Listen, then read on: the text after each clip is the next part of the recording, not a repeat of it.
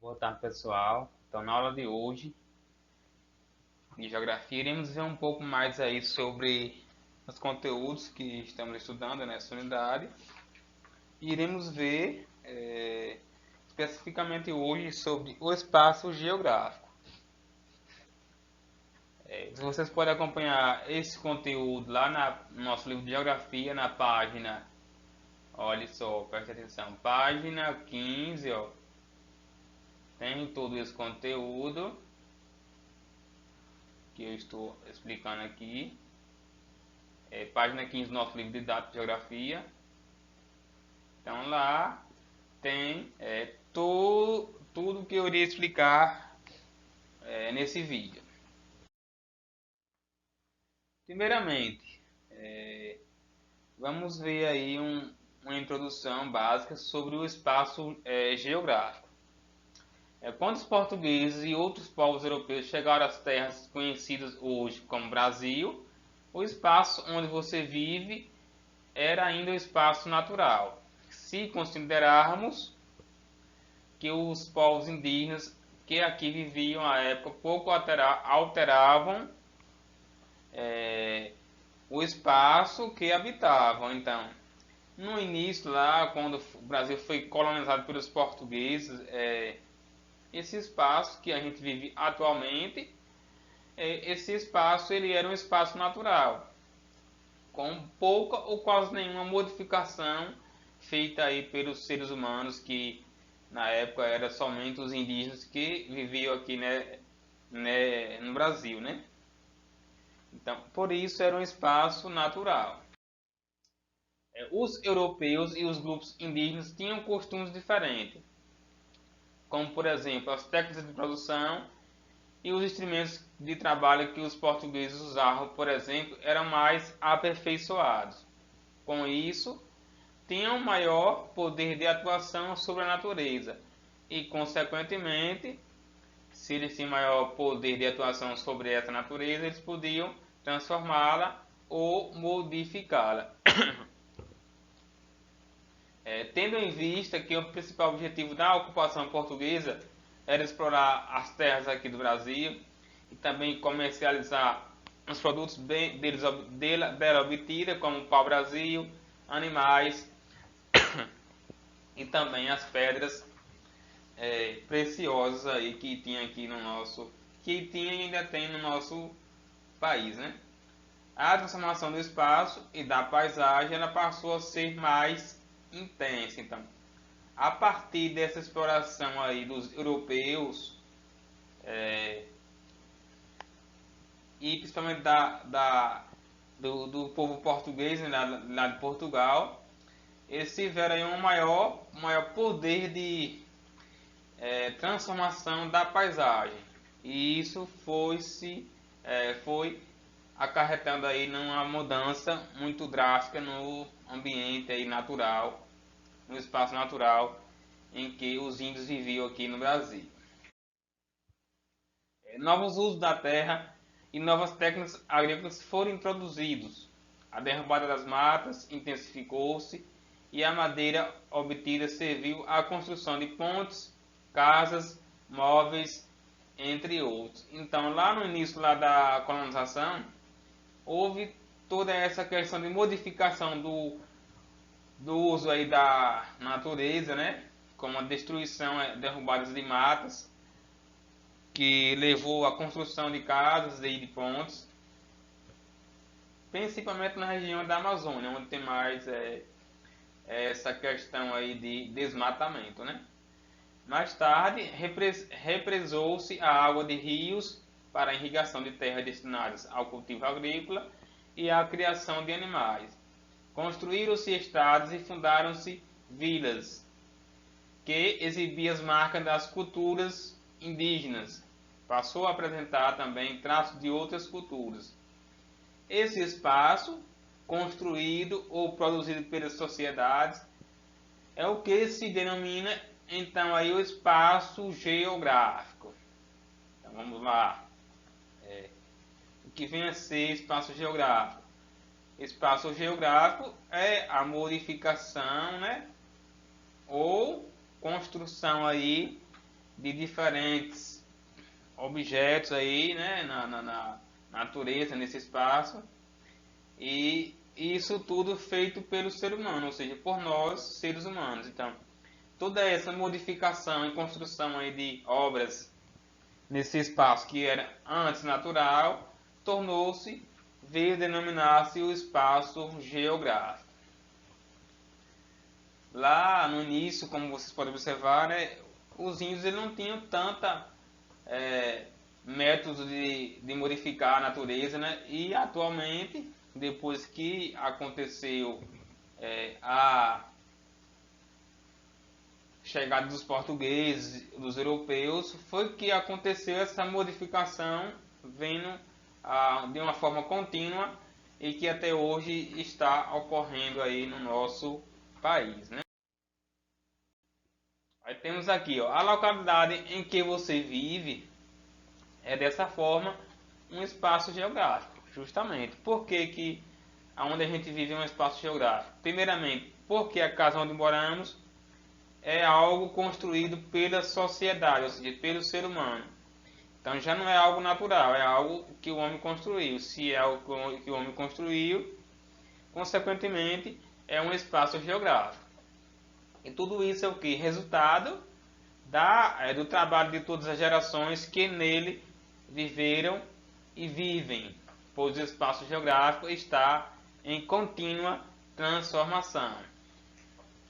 Justamente isso, o espaço geográfico ele sempre está se modificando, seja ele de forma natural, com impactos naturais, aí, como a questão de terremotos, vulcões, fortes tempestades, né? Tudo isso também modifica o espaço, mas só que nesse caso são modificações, são princípios e características naturais. Já com a questão de construção de casas, pontes, prédios, estradas, dentre outros, e isso tudo é advindo aí do ser humano, né? Bom, continuando aí, ó. É importante destacar que no processo de transformação dos espaços geográficos, os seres humanos têm causado diversos impactos na natureza, como a poluição de rios e da atmosfera. Então, essas duas aqui são as principais, ó, que vêm aí alterando o nosso planeta, né? Que é a questão da atmosfera, com a emissão de gases poluentes, como o CO2, aí, o gás carbônico, né? Pelas indústrias, pelos carros, tudo isso provoca impactos aí na nossa natureza. Temos também aqui, ó, a derrubada indiscriminada da vegetação, como acontece aí com grande frequência lá na Amazônia, também no Pará, né, nessa região aí onde tem mais essa questão de desmatamento em si, ocorre mais na região norte, por conta mesmo da utilização das madeiras que lá tem, né? E também a contaminação dos solos pelo uso excessivo de fertilizantes e agrotóxicos. Esse é um ponto muito importante, onde podemos citar aqui em nossa região, né? Atualmente, a gente observa que houve mesmo essa intensificação do uso aí de fertilizantes e agrotóxicos aqui na nossa cidade, por conta mesmo da questão de produtividade e também a questão de mão de obra, né? Porque se as pessoas utilizam os fertilizantes e agrotóxicos, eles vão deixar de gastar muito mais dinheiro se fosse fazer da forma correta e da forma mais natural possível, que seria a ação humana, o próprio ser humano, fazendo essa limpeza aí desses cultivos, né, como feijão, milho, de forma mesmo como era antigamente, né, com enxada e essas questões. Mas o uso excessivo de fertilizantes e agrotóxicos também é um grande processo aí de transformação do espaço geográfico. A partir daí, nós iremos partirmos para a página 18. lá onde diz assim, ó, alguns tipos de paisagem. Então vamos ver sobre alguns tipos de paisagem. Vimos anteriormente sobre o espaço geográfico, como ele é construído, como ele é definido, né? E agora iremos ver um pouco mais sobre as paisagens em si. A observação das paisagens pode revelar importantes informações acerca da sociedade e da história de determinado local. A seguir, conheça alguns tipos de paisagem que podem ser classificados de acordo com as características que apresentam. Então temos aí, ó, o primeiro tipo de paisagem, paisagens protegidas. O nome já diz, né? São paisagens, são locais onde tem a proteção por lei, né? Então a lei ela habilita aquele local ou determinada região como um local protegido por lei, né? Então são paisagens protegidas. Tanto as paisagens naturais como as paisagens culturais, ela pode ser protegidas por lei. Então, como eu citei, a lei, ou seja, não pode sofrer alterações pela ação humana. Então, esses locais são os únicos lugares onde o ser humano ele não pode, de forma alguma, tentar modificá-lo ou alterá-lo, né? Então, são locais onde o ser humano não tem esse poder aí de modificação ou alteração desse ambiente, dessa paisagem. Para serem protegidas, precisa possuir certa importância. Então, não é apenas qualquer lugar que será de proteção ou será protegido por lei. Tem que ter alguma importância para a sociedade ou para a comunidade aí onde essa paisagem está inserida. Então, são protegidos, por exemplo, paisagens naturais que possuem grande biodiversidade, como também um valor cênico. Aí temos aí o que significa biodiversidade. São variedades de espécies, animais e vegetais em determinado local. E a questão da palavra cênico, ela quer dizer que é um local aí, ó, muito belo, relativo à cena, ou seja, aquela paisagem ela é uma paisagem cênica, ou seja, uma paisagem muito bela. E também, além das paisagens naturais, tem também as paisagens culturais, que são construções históricas que representam a memória de um povo ou que tenham beleza arquitetônica. Aí vocês podem observar, como eu coloquei aqui, ó, na figura 7 da página 18, página 18, figura 7, onde tem lá, ó, aspecto da cidade de Ouro Preto, no estado de Minas Gerais. Essa foto foi tirada em 2015 e a cidade foi fundada no século XVIII com o nome de Vila Rica, durante a exploração de ouro e pedras preciosas, assinada atualmente por constituir uma paisagem cultural protegida, pois seu centro histórico é considerado Patrimônio Mundial Cultural pela Unesco, que a Unesco é a Organização das Nações Unidas para a Educação, a Ciência e a Cultura. Então, a cidade de Ouro Preto é uma cidade protegida por lei. O ser humano não pode modificar de forma alguma nenhum cenário aí dessa cidade. Aí temos posteriormente as paisagens degradadas, que está na página 19. A palavra degradada ela vem do verbo degradar, que significa deteriorar e estragar. Há no mundo muitas paisagens degradadas, que são resultado de ações inadequadas ou mesmo destrutivas feitas pelo ser humano.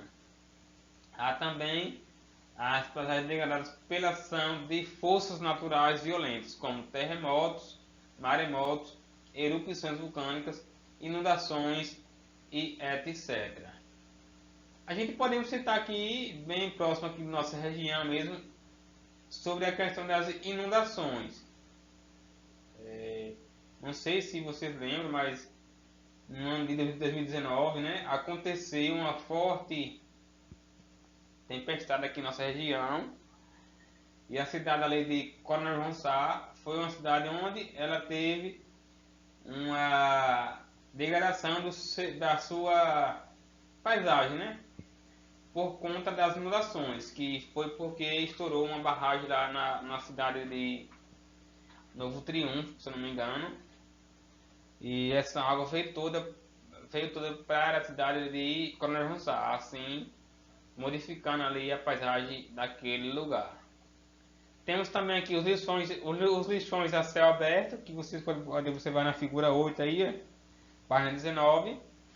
Eles são exemplos de paisagem degradada pela ação humana. Além de degradar a paisagem, eles contaminam os lençóis subterrâneos de água e tornam-se locais de proliferação de animais, alguns venenosos, como por exemplo ratos, né? Que pode transmitir leptospirose, os escorpiões, cobras também, tudo isso são animais aí que esses locais podem proliferar, né? E por último, temos as paisagens e desigualdades sociais, que também está na página 19. Então, aí é uma ligação da paisagem com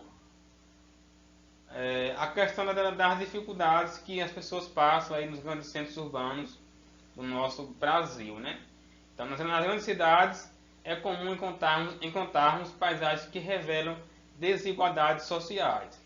Podemos observar bairros com residências e prédios comerciais luxuosos, serviços de abastecimento de água, rede de esgoto, coleta de lixo, iluminação elétrica, vias asfálticas, postos de saúde públicos, escola, transporte urbano e etc. E próximo a esses locais, que são os grandes bairros, né, tem também a questão das favelas, ou bairros com moradias precárias, destituídas desses serviços básicos. Ou seja, esses locais que são chamados de favelas, eles não têm o mínimo, o básico possível, que é tudo isso que foi citado anteriormente, que é rede de esgoto, escolas, posto de saúde público, né? Transporte urbano. Então, tem, mas é com muita precariedade e não consegue atender a todo mundo por conta dessa desigualdade social. E a diferença de renda entre os habitantes influi na ocupação do espaço urbano e, consequentemente, dá origem a paisagens que retratam as desigualdades sociais. Vocês podem observar na figura 9, ó, na foto a vista de prédios modernos à direita e ao fundo e da favela de Paraisópolis à esquerda, na cidade de São Paulo, no estado de São Paulo. Na foto B revela uma favela destituída de serviços básicos na cidade de São Paulo. Então vocês conseguem observar aí, né, essa grande disparidade da desigualdade social. Em um lugar, grandes centros urbanos com prédios e toda a questão aí de atendimento básico ao ser humano, e na foto B, favelas destituídas da falta desses serviços básicos aí que as pessoas merecem, né? Então esse foi o nosso conteúdo de hoje. No próximo vídeo irei passar para vocês nossa atividade referente à aula de hoje.